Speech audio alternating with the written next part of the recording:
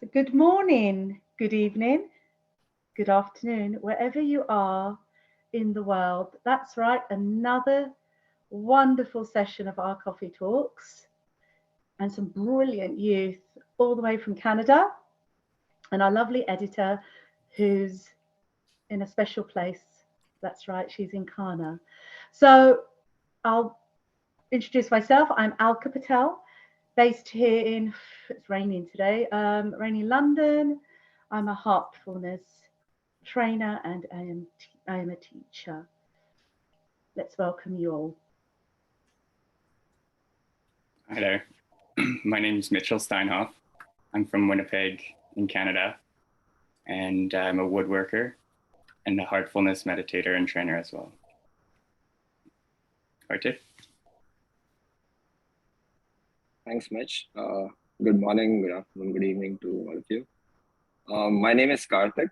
I am joining you all from Toronto. I am currently a student at University of Toronto, pursuing my PhD in aerospace engineering. I'm a very outwardly person. I like to go on adventures and hikes, and big fan of sports too. And apart from that, I'm a very passionate heartfulness meditator. So yeah, that's about me. Over to you, Christine. Well, good evening from Ghana. I've been here for a few weeks now and acclimatized to Indian heat by turning on my air conditioner. So I'm a heartfulness trainer. I've been for many years, and an editor of the Heartfulness Magazine, as well as part of the book publishing committees. And I'm retired, so I'm able to meditate at leisure, if you want to say so.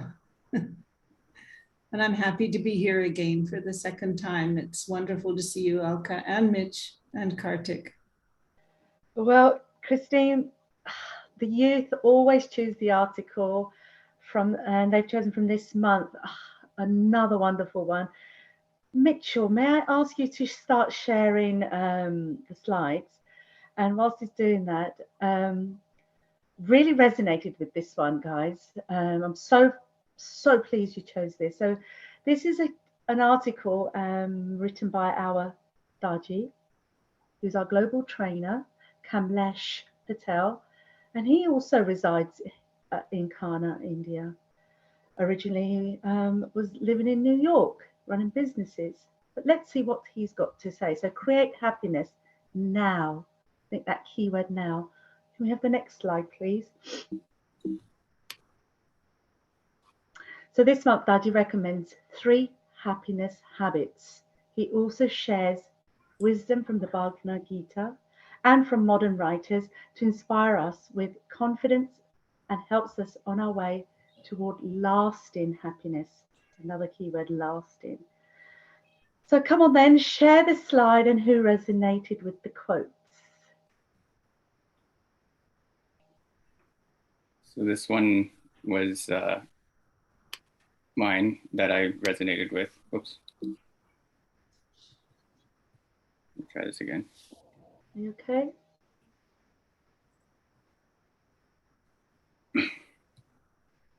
So giving makes us happy. Giving anonymously has its own grace.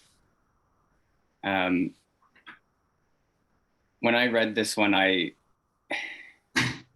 could see like the layers of it. At first, when I was young, I would, give to my parents or to my friends, and I would say, look what I did for you and all this. And there was always this kind of like, oh, wow, thank you very much, and it was a little bit superficial, I guess. But giving anonymously, you can't really see when you give anonymously and then the reaction of the other person who's receiving. But there's been a few times when somebody has said like, oh, like somebody just bought my coffee for me today, or this, like so-and-so did such an act for me. And there's much deeper of like a gratitude or a sense of like happiness from that, where for me, I thought, okay, you know, like this is what it's all about. So instead of, you know, making it known that you're giving, whenever I can, I try to do it anonymously. So like that, um, you know, it kind of has that deeper impact. Mm. Kartik, what do you think about this? Yeah, this is a beautiful quote that you've picked, Mitch, from the article. Even in my experience, so I have been away from home, living in different cities since my childhood. Not that I was pushed out of home, but I was in hostel, studying in different locations, and I have experienced this act of giving is a pure form of love that somebody is giving to you, right? When I came here in Canada, my lab mate, he's a senior PhD student, but he was a stranger to a lot of us. But he has been through our journeys. He's given us a lot in terms of the help that he has provided us. The last Christmas, he just left us a small gift on our table with an anonymous note that hope you have a good time here in Canada. Merry Christmas and keep doing well. Without expecting a gift in return. So it was really something that I felt in my heart. That it was such a pure act of love. And giving, I feel, is not just, you know, this act of giving something, but I feel sometimes sharing happiness or sorrow with somebody is also an act of giving.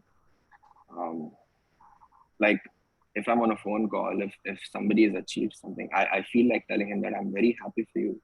It might not be anonymous, but then there's a layer of anonymity to it because the person is feeling that, okay, the other person's really resonating with me and feeling that happiness that I am feeling. Or even if that person is sad, I sort of feel the grief. I try to absorb that. So that softens you and makes you more compassionate and empathetic, which is also an act of giving, I feel. How about you, Christine? How do you feel about this one?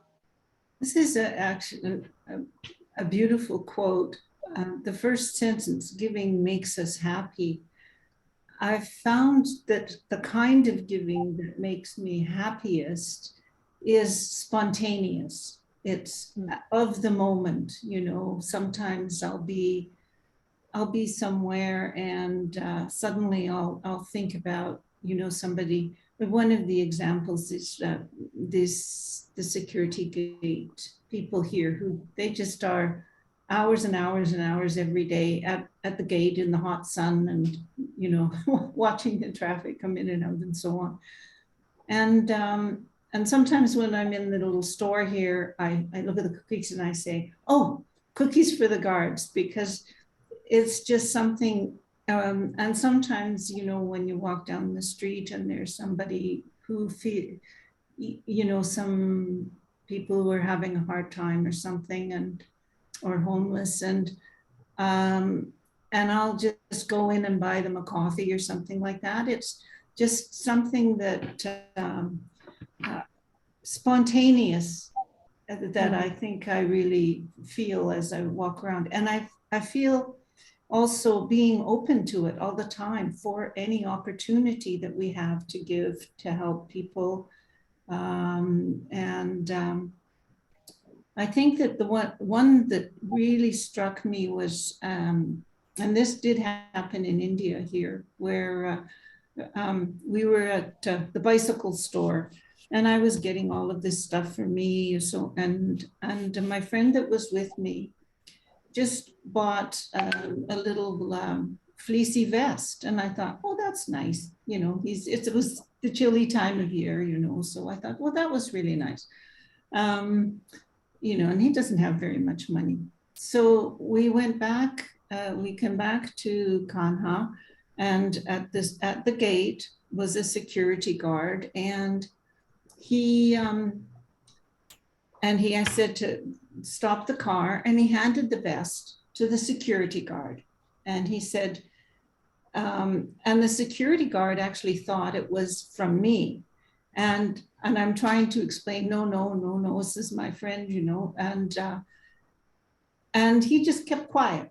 He just kept quiet. It was as if he was just handing it over from me. But that gesture of, he wasn't buying anything for him. He just thought about the security guard being cold and just in this little hut by the gate and so on. So, but it does give an awful lot of happiness. It opens up your heart, and especially if you give it with grace, which is this phrase that I love so much. Yeah. Where you don't do it as if, you're helping them or anything. This is a spontaneous act of sharing joy. Absolutely. Exactly what I was thinking, guys. Just quickly before we move on to the next one is, sometimes I don't even know I'm doing it. Mm-hmm. And that is that, I think that's what Daji is talking about, is when you've done something and then you've realized that it makes you feel so in gratitude. Mm-hmm. And that happiness that he talks about, I think it's that contentment at a very deep level. And I love his story about the rupees that his uncle put in his shirt. That's happened many a times for me when I was growing up. It's a very traditional Gujarati thing where the elders put money and give you when they come to visit. But yeah, that was a lovely, please guys read the article. Shall we get the next slide up in the next quote? So could you please let me know who's resonating with this one? Yeah. Sorry, Mitch, can I just go to the previous slide? Yes.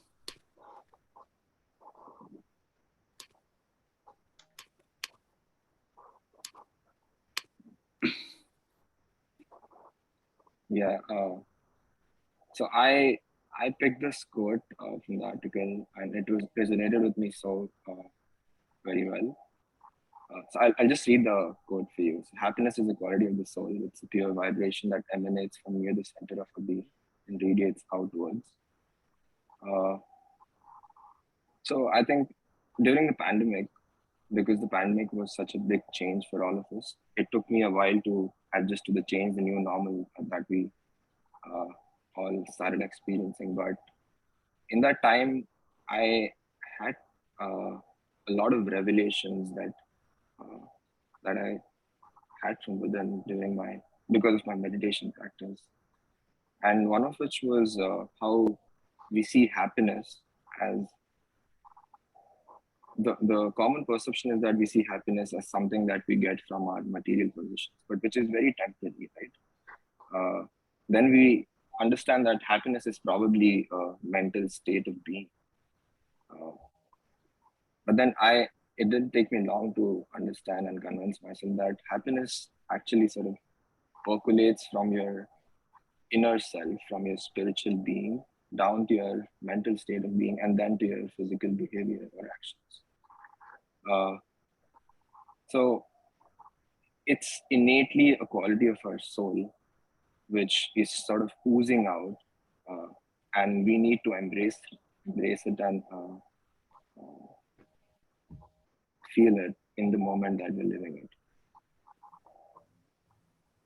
So it is not by chasing these different mediums of happiness, or like we see in the movie The Pursuit of Happiness, right? It's a very beautiful movie that brings me to tears every time I see it. But I feel Pursuit of Happiness is always a myth. It is happiness is now, here and now, in the present. So it is never gonna come to you by chasing or forcing it. So yeah, that was my reflection of the quote. What do you think about it, Mitch? I use this as a reminder quite often, kind of in my own way. I think most recently I was on a trip in the south of like the US to pick up like a truck and a trailer. And the whole time kind of getting there, it was like, okay, this is just a job that has to get done. It's just a job that has to get done. Quickly do it, get out of here. I want to get back home so I can be happy and relax and not have to worry about these things. So literally the first thing that happened when I got to the truck was the battery was dead. I had to get it towed. I had to disconnect this trailer from this truck. So I was like, okay, let's quickly do this, get this done, and get out of here. And once I'm on the road, it'll be good. So I came across 3 or 4 hurdles that were taking me probably like half an hour. So I was trying to get everything done, and I was like a little bit frustrated. And then there was one point when I was hitting the back of the truck with a piece of wood. And then I was just like, I just stopped, and I was like, okay, look at what's happening right now.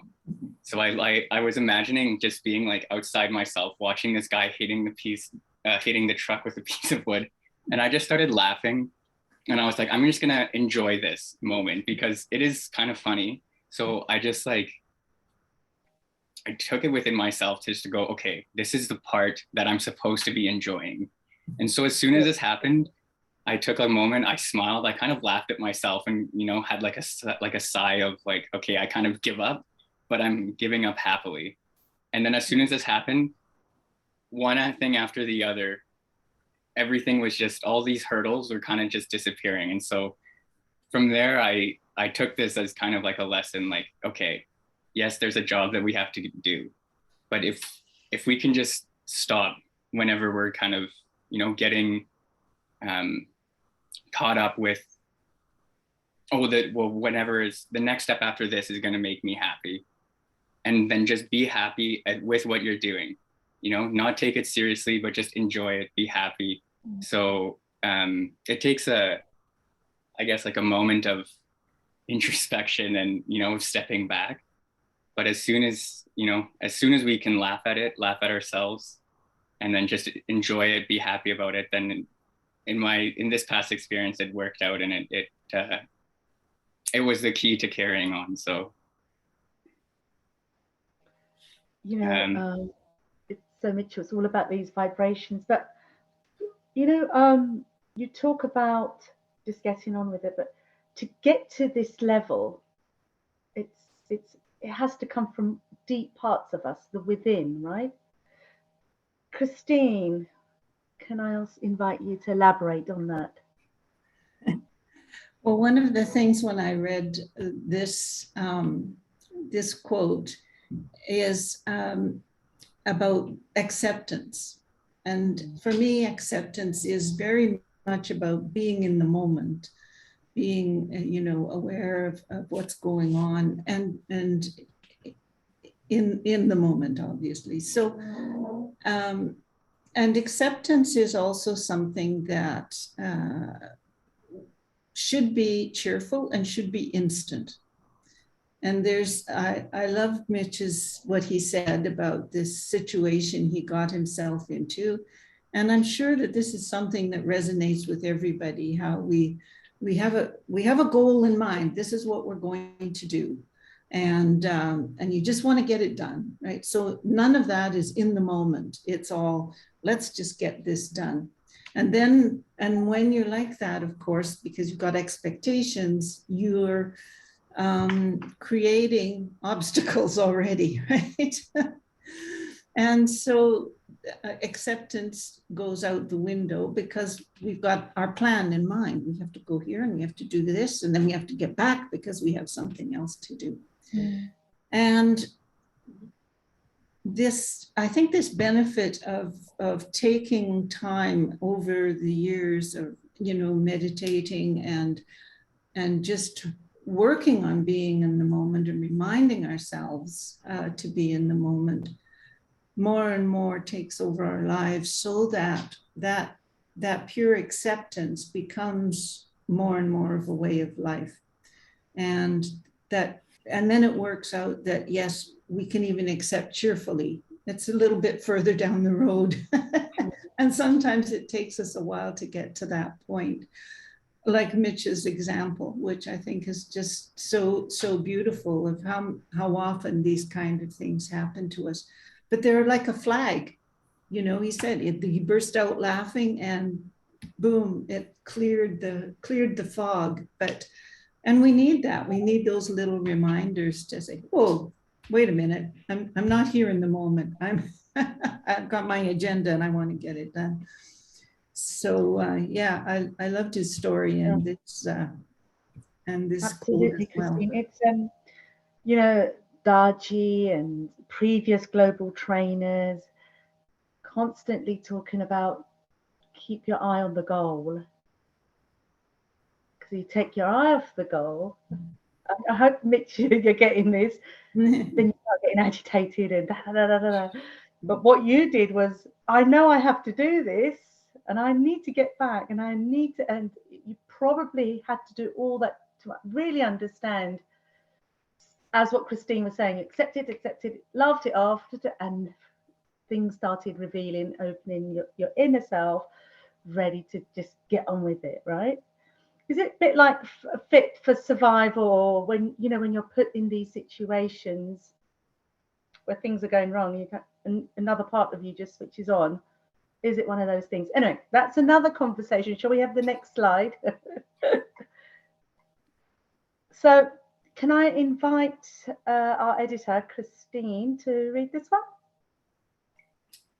Happiness is a butterfly, which, when pursued, is always just beyond your grasp, but which, if you will sit down quietly, may alight upon you. I love the idea of nature in this quote, because I think that, and particularly through the pandemic, being out in nature and being in the moment and really feeling and observing our surroundings and just being in that beauty creates a certain situation. It creates its own atmosphere of actually being in this state. Happiness is a butterfly. Mm. And you enjoy the butterfly. But if you pursue it, there's no calm. There's only agitation. There's only chasing, and just sitting and being and waiting, which is what we do in meditation. Meditation's all about waiting to see what comes out, to see what is inside, and get into these deeper levels of consciousness where we are quiet, where we are calm, and don't need to be out there pursuing. Absolutely, Christine. May I invite Karthik as well? What are you thinking on this one? I completely agree with what Christine just shared. It's and this is a very beautiful quote from this very special article. And the analogy itself is so beautiful, isn't it? So comparing happiness or embodying happiness to butterfly, and how we all keep running behind it, trying to catch it. We tend to usually live in the past, trying to borrow happiness from the past, or try to live in the future, sort of hoping for the happiness, but we always miss the happiness in the moment. That is immense, and it's just the thought of staying in the past or the future that takes us away from that, right? And something beautiful that came to me during our meditation yesterday, just an extension of the thought, was how, like a flower that grows out of a bud to show the world its vibrant colors and share its fragments. It is only when you open our hearts that we can sort of let this butterfly alight upon us, right? Because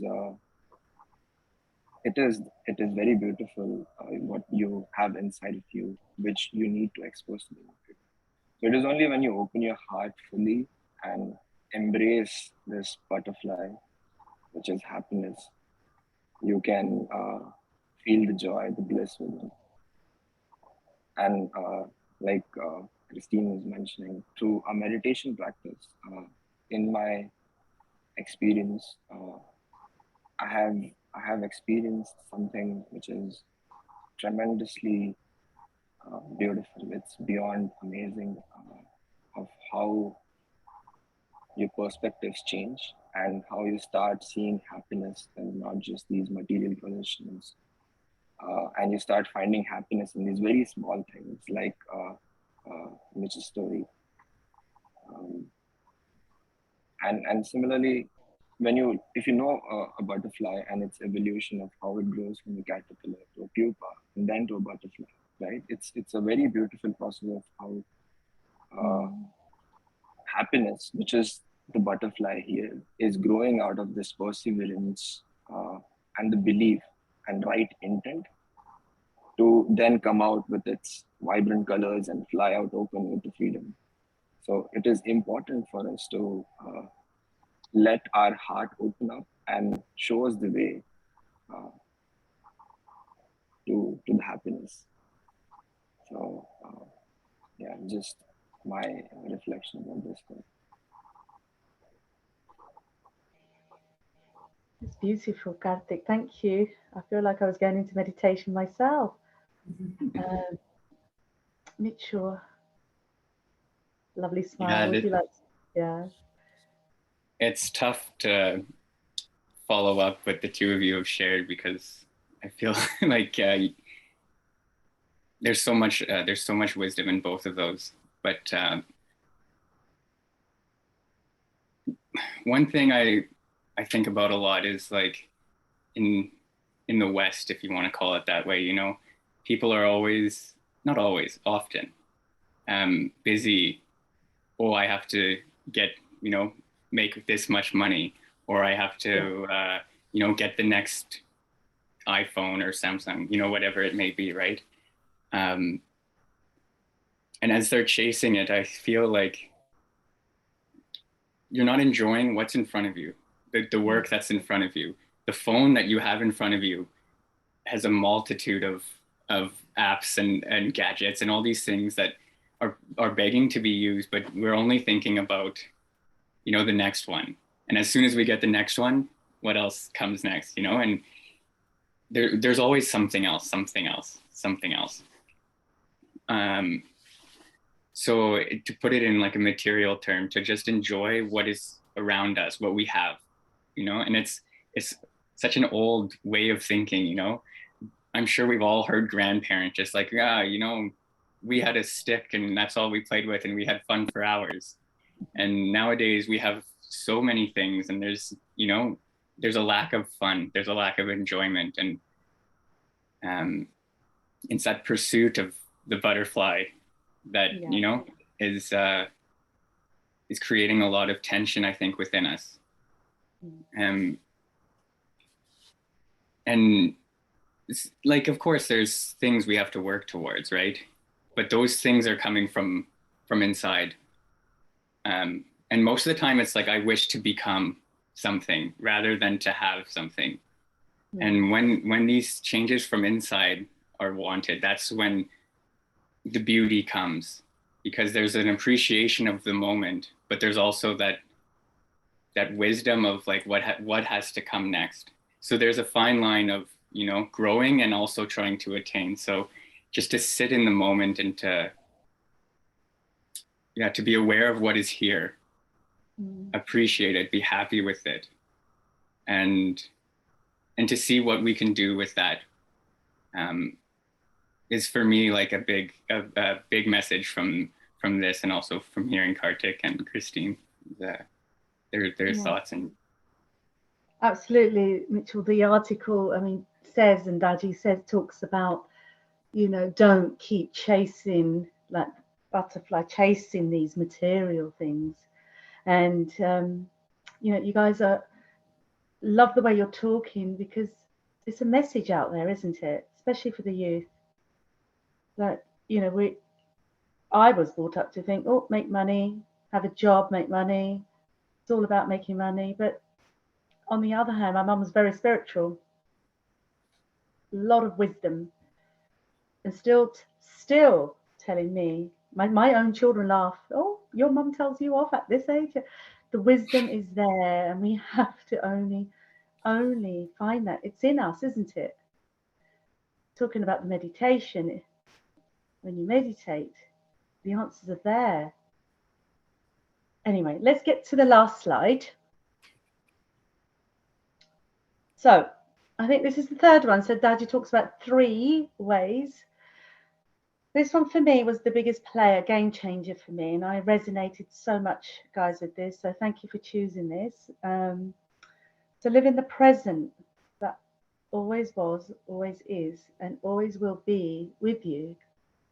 Live with the original source that came with you, that is present with you.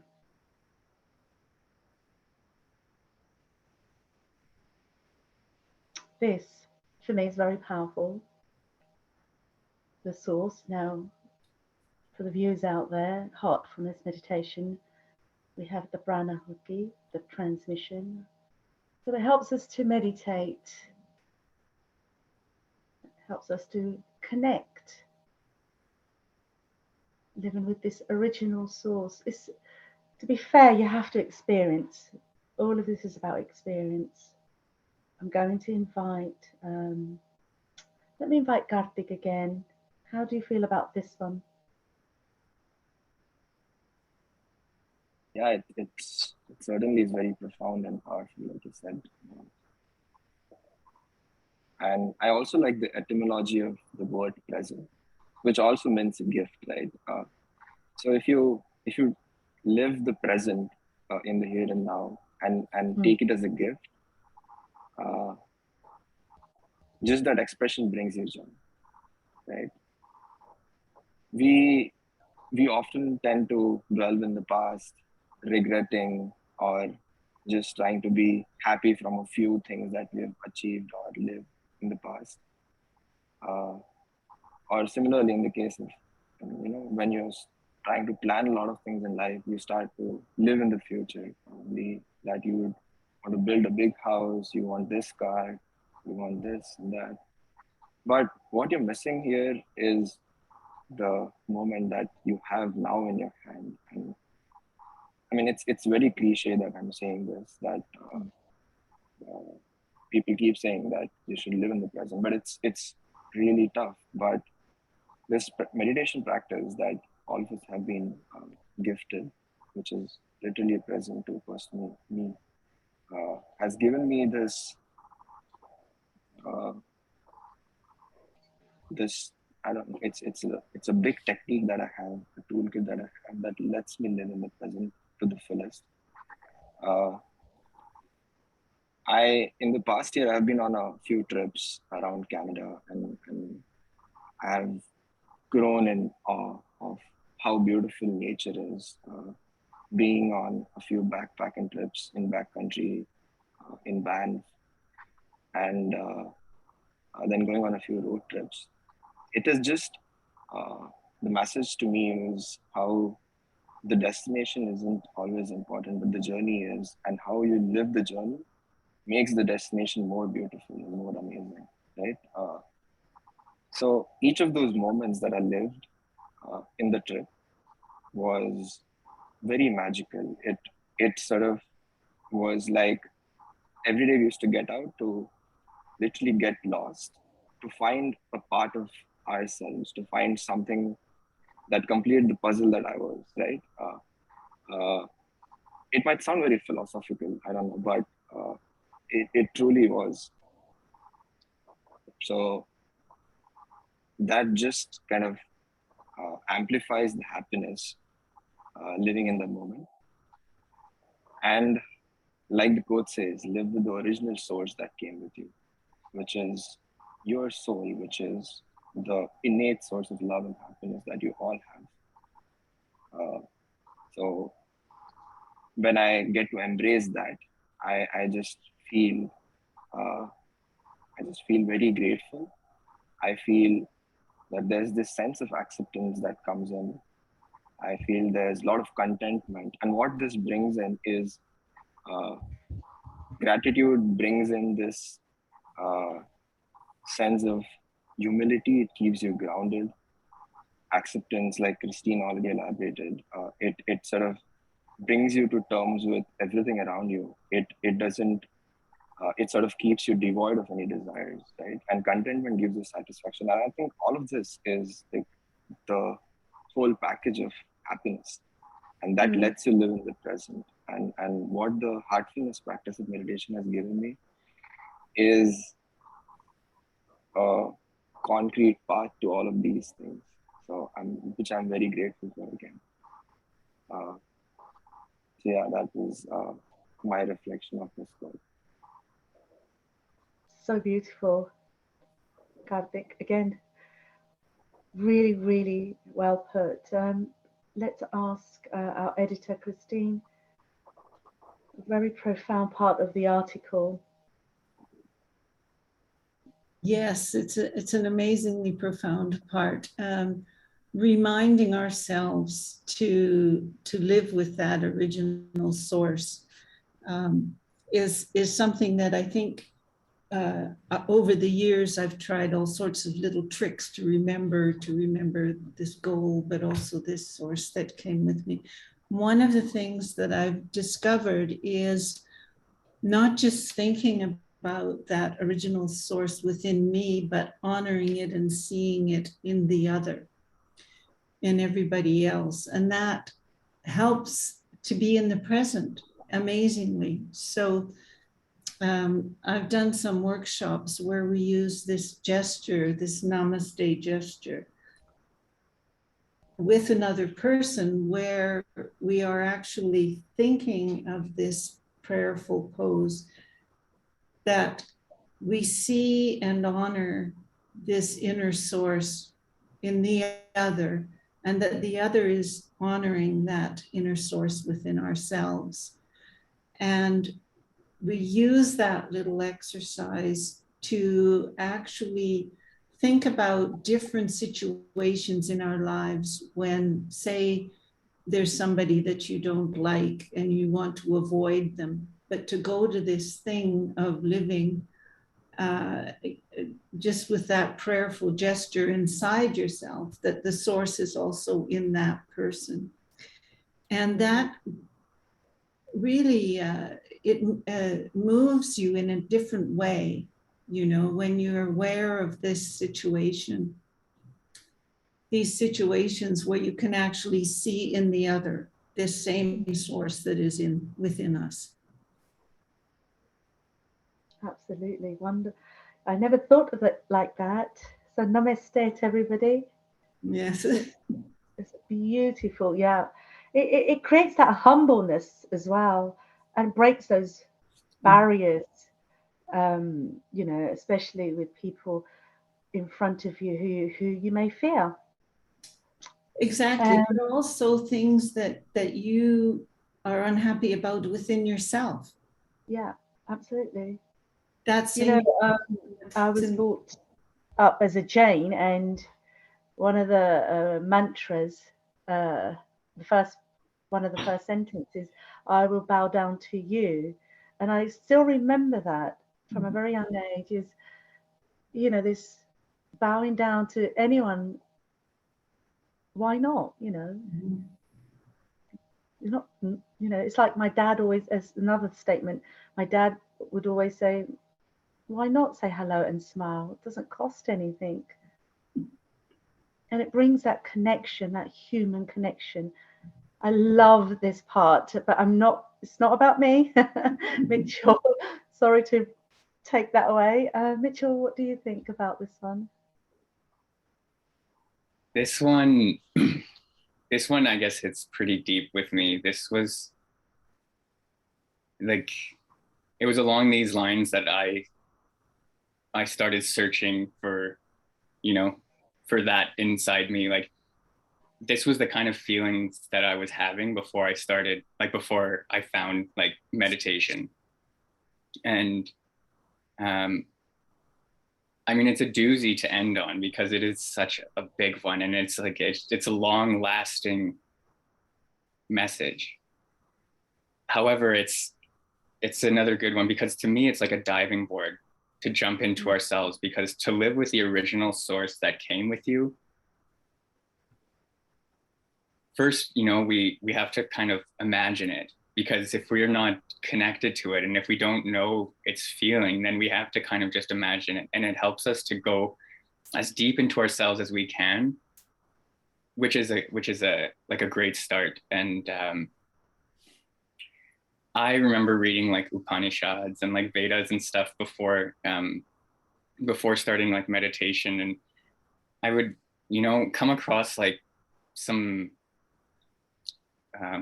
sentences like, oh, you are that which fire cannot burn and water cannot wet, you know, and things like this. And to me it was like a riddle, you know, and I was like, how, like, I only know myself as, you know, this body and whatever goes on in my head. And slowly I was able to kind of see like, oh, that which sees this, that which tastes the taste, that which feels the feelings, that's who we are. And in like one of the first times like I experienced like transmission or pranahuti, as you said, Alka, it was for me, everything was not like, it's like everything was switched off, yet that presence of just awareness, that watching was there. And it, to me, that itself was a little bit of a riddle. Like, how is it that I'm witnessing this, but there's nothing to be witnessing? And so that's kind of what like really helped me continue on with, you know, like meditation, and to help me dive deeper into these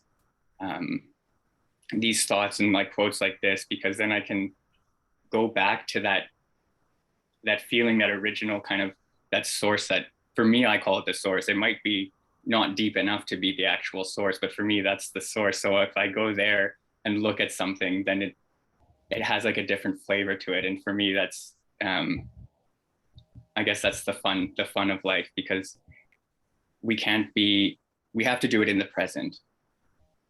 And so, like Christine says, you know, we create tricks to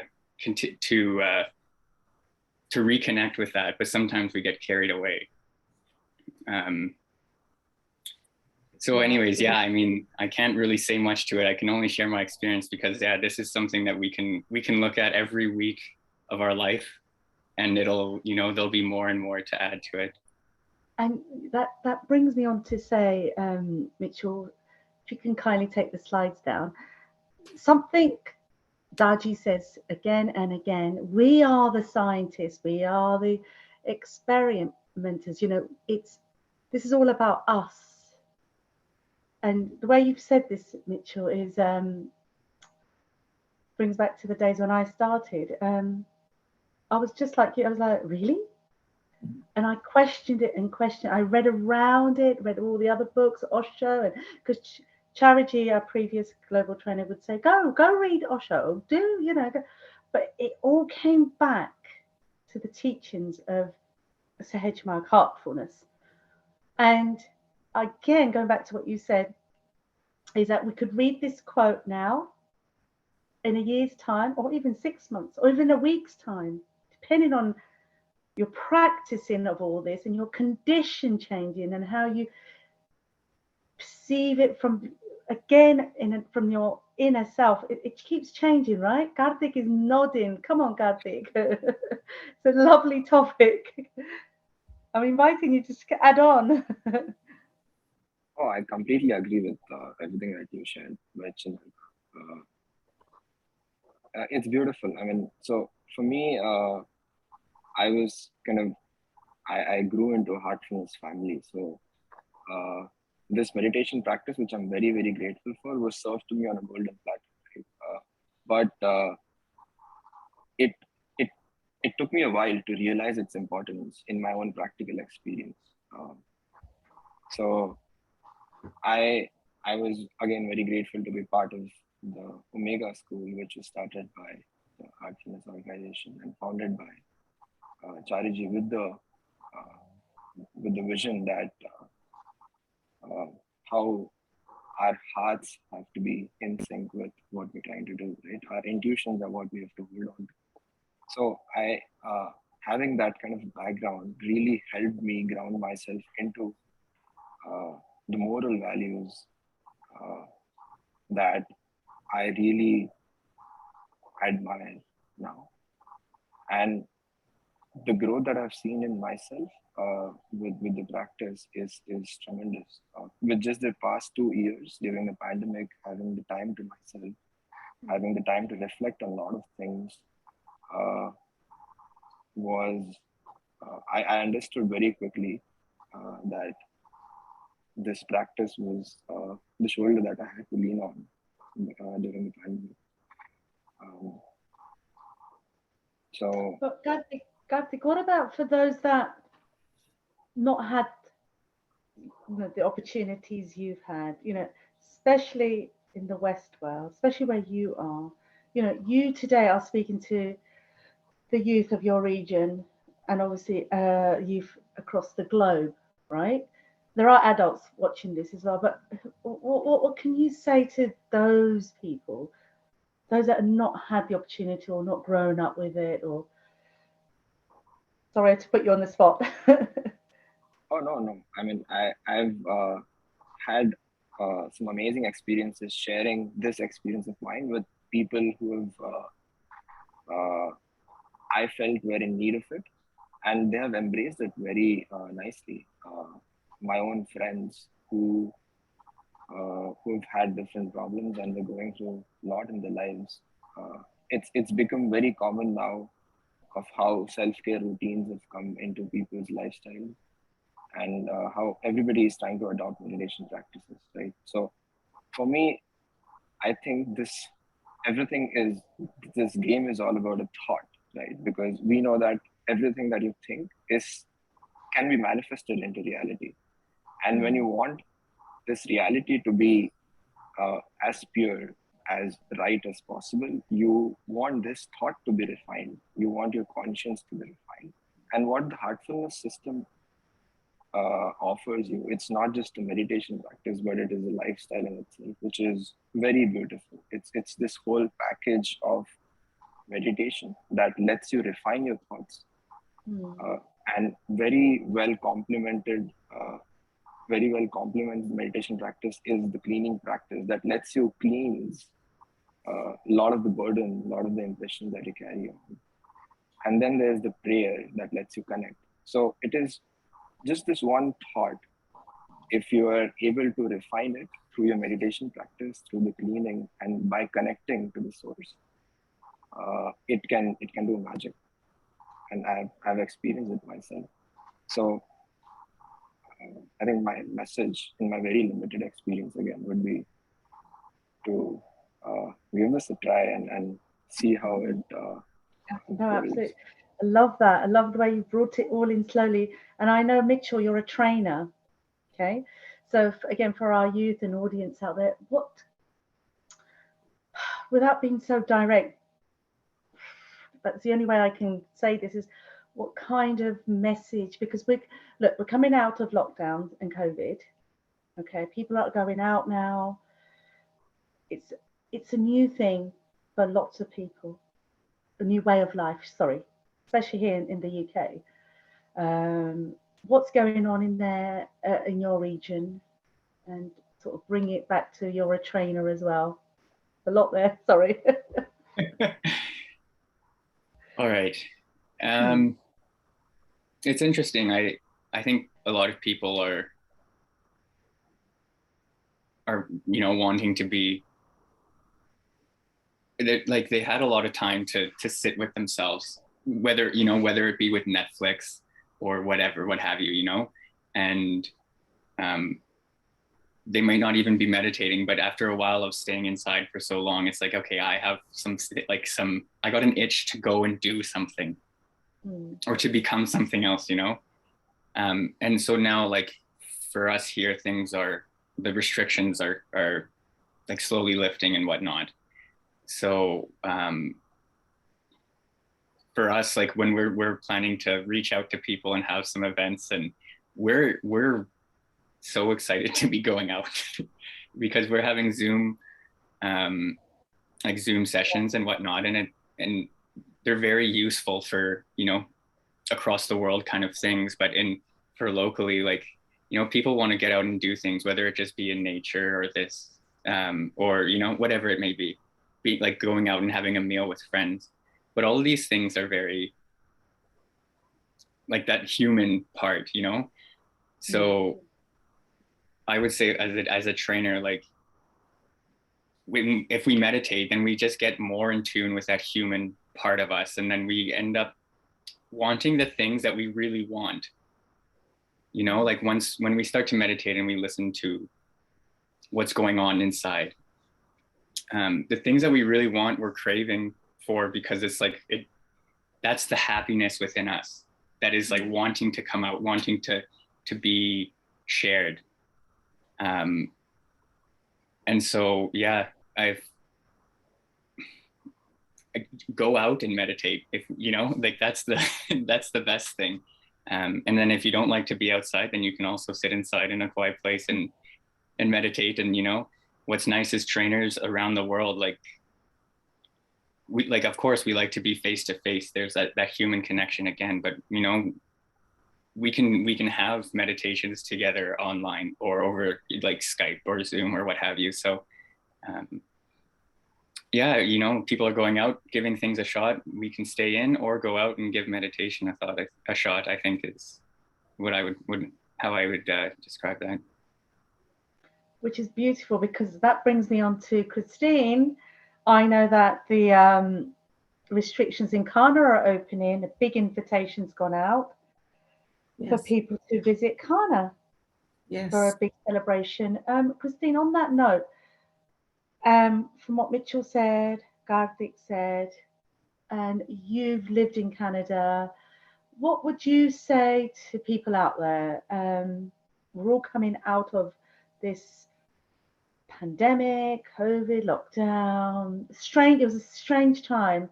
But I think people have changed. What do you think? Yeah. I actually agree with you. As Mitch was talking, and Kartik, I had this feeling that the whole pandemic experience is actually creating more of a craving for something meaningful in people's lives. I think that it's going to take a while, because everybody's so happy to be going out and relating with other people again, and face to face, for heaven's sakes, what a joy. So, but the feeling that came is that whole experience is maybe saying, people are thinking inside, is that, do I really want to go back to that, you know, that rush, and there's something more? And people were getting more, you know, people were going out in nature, they got dogs or cats, there was so much of that kind of thing going on, that I think I really feel that it's going to be a trigger for people to look for something different and real in their lives, rather than going back to their what it was before the pandemic, the craziness. So, but there's also a lot of other issues that, you know, like this was mentally very difficult for so many people, and for children and youth especially, because it's a time when young people, you know, they get together, they do things. So there's an issue there, but I really feel like there's a change that I think in any kind of a practice that allows you to go inside and really connect with something very real it's the time. No, absolutely. No, I know that, Christine, you're again in Cannes. I'm going to keep repeating it, only because I'm jealous. If you've not been, it's the most wonderful place on earth. It's just so beautiful there. But going back to the meditation, Christine, you can do it wherever you are. Is it then going to help the new you, the new version of you? What have you guys taken out of the last 18 months, 2 years? And this last bit of sharing, because I know we've only got 5 minutes left, guys. So for me, I'll start that. For me, having that time to do the walk, lots of walk in nature. Wow, did I have a lot of time swimming, woods, forests, meditating. And I actually said to the family, I could do this for a living. And they laughed. I could see a big shift in myself as a person and how I started to see life even more. But yeah, I still got to go back to teaching. But the way I am teaching, I've got to say, it has changed, and it's not me, people around me. So it's so nice to hear what everybody is saying. So I'm going to share that with you before we go. Karthik?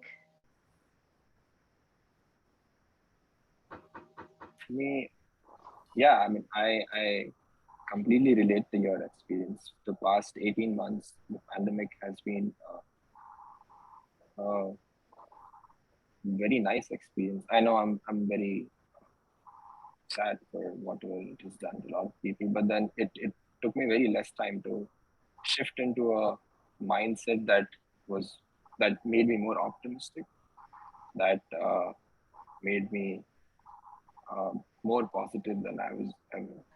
Because this gave me time to sit down with myself. Yeah. I literally did not get out of my house for a couple of months. I was just inside, trying to understand myself. And I think with other youth as well, they having this time to themselves, to understand themselves, to empathize with themselves, to be compassionate with themselves, is something that would have taught each one of us how important it is to dive within ourselves.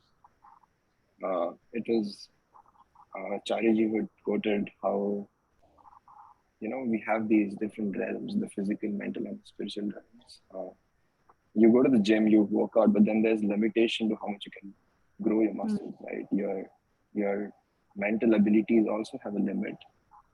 Einstein had an IQ of something that nobody has crossed. But when you dive into your spiritual practice, there's just infinite ocean that is waiting for you to come and experience it. It is very similar to how you go deep sea diving. And the more deeper you go into the sea, you start seeing more beauty. You start feeling the bliss within, because it's like the blue ocean then starts getting more clearer. You start seeing more the life inside the ocean. You start appreciating it more. So this whole experience during the pandemic for me was about diving deeper into myself, and a very important learning for me was this thing about acceptance, like what Christine elaborated. It's such a powerful tool that made me very humble, that made me accept a lot of things. And I understood how acceptance starts from within. It starts from accepting yourself, then your circumstances, and then your people around you. Right? That just was a paradigm shift in myself, in my behavior, in my perspective of things. So, and the meditation practice, and everybody who has been with me in this journey has had a big effect in that change in me. So my request to all of the youth who are listening to us would be to just give it a try. I mean, and see how it works out. So, yeah. Super message. Need to get you back on these calls, Karthik. Fantastic. Mitchell. Yeah, I mean, during the 18 months, I realized build things. That's what I've been wanting to do, is just to do, make things for myself or for others, and enjoy that process. Not necessarily do what you love, but to love what you do, because inevitably we're always going to do something that we don't want to at first. But if we put the love into it, then that changes the whole situation. So that's one thing that I've learned, and not to waste time. Not in a very serious way, but in a happy kind of way. If you're tired, rest. That's a big one. And I know so many people who are, who are always telling me, like, you sleep so much. And it's like, yeah, I need rest, like I take, I do meditation, and I deal with a lot of stuff outside in work, but also rest is very important. So that's the other thing that I learned, to say yes to rest, in the last 18 months. Mitchell, you're so brilliant. Yeah. Rest, pause. That was the biggest message coming out. Yeah, absolutely. Christine, where were you? Were you in Canada or? I was in Ghana for the first few months of the pandemic, and then I went back to Canada. And so I just came back here a month ago. So a good part of it was about 18 months in Canada when I was there. I think one of the things that I observed in myself as well as in other people that the pandemic has affected is that people realized that their lives needed simplifying. And this is, and really focusing on what is important rather than, the rat race and running around and buying things and so on. And during the pandemic, that was about all we could do. The shops were open, and you go to Walmart or to, and people, but there was also a lot of people divesting of simplifying their lives. And I think that, the practice of meditation makes us realize the importance of living a more simple life, a more natural life. And I think that that's a big lesson that a lot of us have learned through this whole thing. I know that I have. And the importance of simplifying and being. Yeah, no, absolutely. And I'll just finish this one off as my mum says, Kudrat, which is a Gujarati word for nature. Nature is speaking back to us. So I believe in that. I feel, we all vibrate at certain levels. Could be a human calling. I'll leave that for another day. Oh, come on then. I just want to add a very small point. Sorry, I know it's a shame that we'll have to end it so quickly, but I was loving the discussion. I just wanted to add that during the pandemic, I also got to connect to this beautiful youth community called the Infinite.youth. And I would request the youth who want to join Heartfulness practice of meditation to be part of this community, which is really amazing. It gives you this very safe space to express yourself in every way possible and to work on different initiatives apart from everything else they're doing in their life. So I'm very grateful for that as well. So I just wanted to share that. Thanks, Alka. Oh, no. Brilliant. I'm glad you brought that on because it reminded me. Otherwise, I'll get told off by the editors.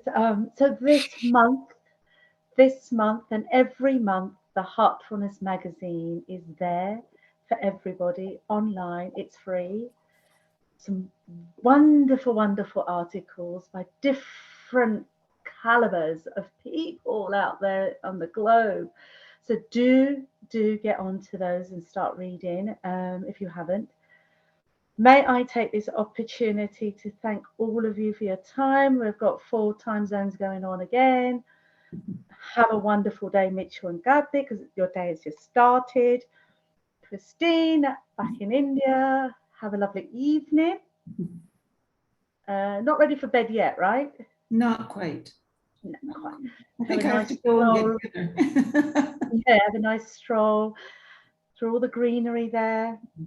And I'm going to love you and leave you until the next one. So again, thank you from the bottom of my heart. Namaste. Namaste, everyone. I love it. And take care. I'll just, while you say your goodbyes,